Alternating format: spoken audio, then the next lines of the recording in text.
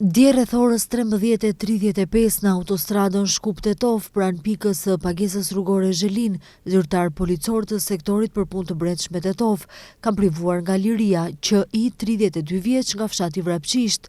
Gjatë kontrollit në trafikun rrugor me radar, zyrtarët policor konstatuan se ai drejtonte automjetin e tipit Mercedes me shpejtësi 192 km/h në një vend ku shpejtësia e lejuar është 100 km/h.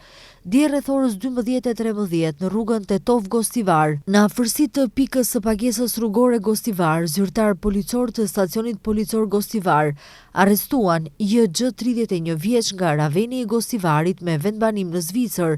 Gjatë kontrollit në trafikun rrugor me radar, zyrtarët policor konstatuan se ai drejtonte automjetin e tipit Shkoda me shpejtësi 174 km/h në një vend ku shpejtësia e lejuar është 80 km/h.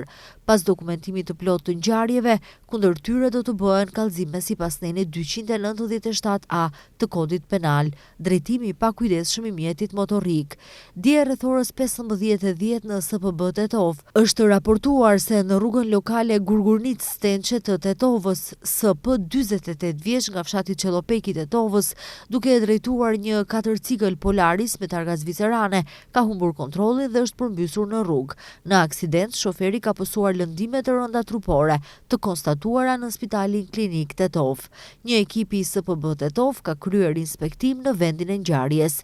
Mbrëm rreth orës 22:40 në rrugën Mara Ugrinova në Gostivar, zyrtar policor të stacionit policor Gostivar arrestuan VK 41 vjeç nga Gostivari duke vepruar sipas një kallëzimi paraprak se rreth orës 19:10 në një kazino e kishte sulmuar fizikisht BR 39 vjeç nga Debreshi i Gostivarit.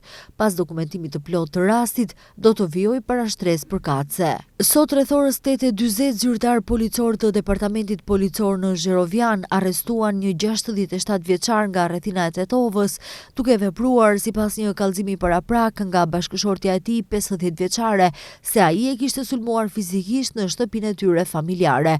Pas dokumentimit të plot të rastit, do të vijojë kallëzim përkatës.